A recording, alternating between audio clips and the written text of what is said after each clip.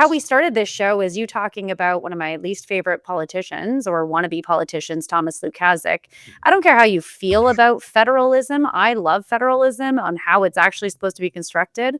But the fact that we have an individual that's trying to say that the Alberta flag is a negative thing is, I think, completely distasteful and something that our viewers should be hearing more about to really educate themselves on what that means for unity and for our province. Yeah.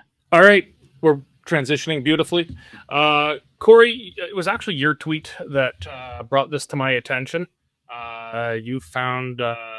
okay, so just so people know, most people don't know who this guy is. I'm thinking... I don't know. Gosh, he was the first politician at the legislature I worked for. Oh, yeah. He was the first politician. I worked for him. Sorry. Thomas Lukaszuk. You worked for him? Yeah, when he was the Minister of Education. My first job at the legislature. So it's a whole, yeah. Thank God you found Jesus. All right. Well, okay. So just so people know, most people don't know who this guy is. He, I guess he was a progressive conservative MLA. When Alison Redford comes to power, wins in 2012, she makes him deputy premier. With no other portfolio. Can we just mention that he was the deputy premier with no other portfolio, basically giving someone a make-believe job so they'd be quiet? Yeah. Generally, when you I was there, I can say it. Yeah, when you see a deputy leader of a party without a portfolio, it means they're probably not very good normally. But anyway, he fell out of that office with Alice Redford's collapse, and you had like a $20,000 phone bill or something while he's on vacation that he put the taxpayers, and so he was out. He lost his seat in 2015 when the NDP came in, and I don't know if he's had a job since. I think he's just been on Twitter. I don't know how he's been paying his bills. Maybe Stacey makes a lot. I don't know. I don't know, but I'm not aware of. He's a kept man. That's his business. Yeah, but as far as I know, he's just been tweeting for the last decade or so. But he is fashioned himself, Captain Canada here. He is, so he was up to something. You found it. We've done a bunch on it since. Just tell people exactly what happened. Yeah, and to be fair to Lukaszuk, and I find him as odious as most of us here do, it wasn't him who decided it was a good idea to crap on Alberta's flag. It was one of his followers on his Facebook group I guess I got to give some more backstory. Lukaszuk is trying a counter petition to the independence movement to hold a fake referendum, which would just say we're all happy we're going to stay in Canada, which doesn't change anything. It's like a trolling move. They have a book that they call, or a Facebook page they called Forever Canadian, where they were organizing and gathering other members to push this petition and get it going. And I just checked it out, and I scrolled my way down, I guess morbid curiosity, and I found this posting from one of their supporters who had put a picture up on that group days before saying, yeah, I'd found this Alberta flag hanging in a Safeway and Medicine Hat. And I complained to the Western managers and they pulled it down, and we got to stop, we got to get these symbols torn down of this separatism and this terrible things with the Alberta flag. Part of why I lay this on Lukaszuk's feet is, hey, if you're going to head the movement, you wear what your supporters do, and you control their communications on a page that is representing you. I mean, you can't control this one dingbat, but okay, so this wasn't Lukaszuk good stuff. No, I had thought he was pushing. No. So if he'd done that 5 days before, by then somebody should have said, we might want to pull that off of there before some clown like Cory Morgan spots it and throws it out on X and completely embarrasses you. This went bad to the point that they shut down that Facebook page.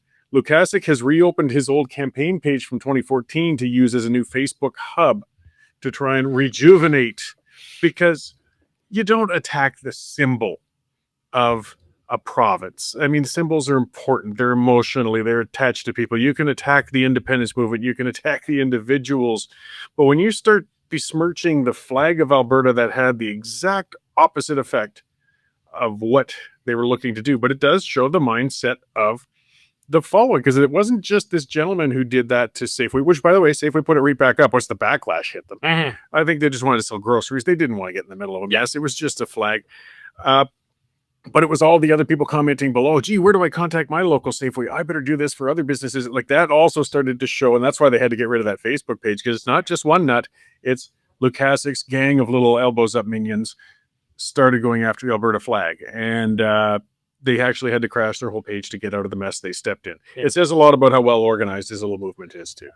Erika, okay, so Lukaszuk, I guess, wasn't behind the campaign itself to remove Alberta flags. So if I miss, yeah, no, I thought the same, but Yeah. that was because I read the but same.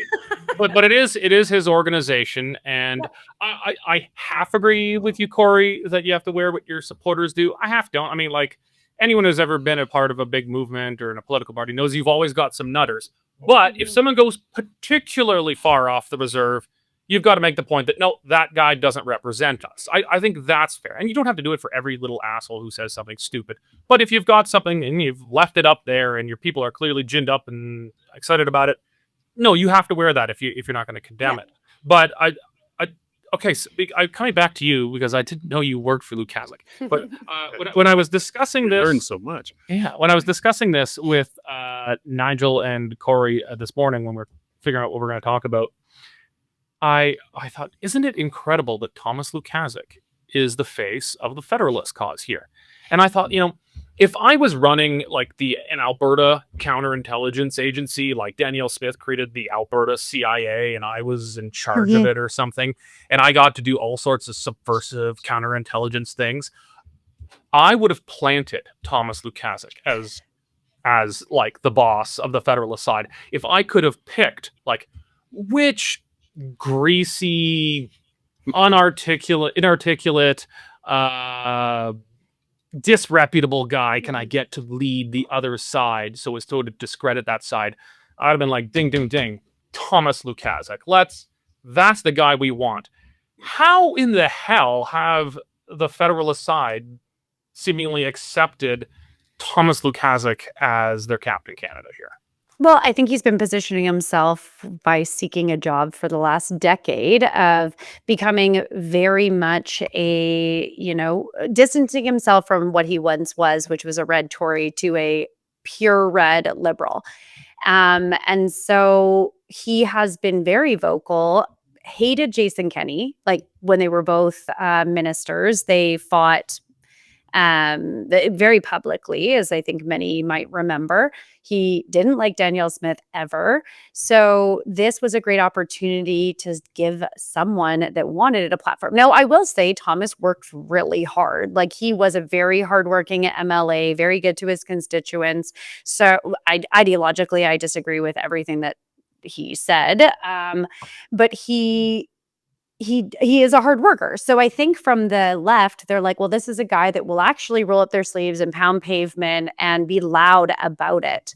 And not being born and raised here or coming here at a young age has a story that might be relatable to a lot of people we want to get behind this movement. And so I can see on paper, or maybe just doing a quick search of him, but you're right. If I was running like Oppo research or like behind the scenes stuff, I also would put Thomas Lukaszuk there because I think it actually does help contrast between Danielle Smith or even any of the individuals working towards looking at what separatism or independence would look like.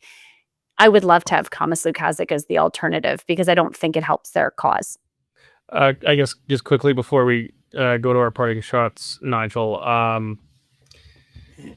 the Federalist conservatives in Alberta, I mean, a pretty big majority of Alberta self-identified conservative voters say they support independence, but there's a pretty sizable minority who do not, who are Federalists.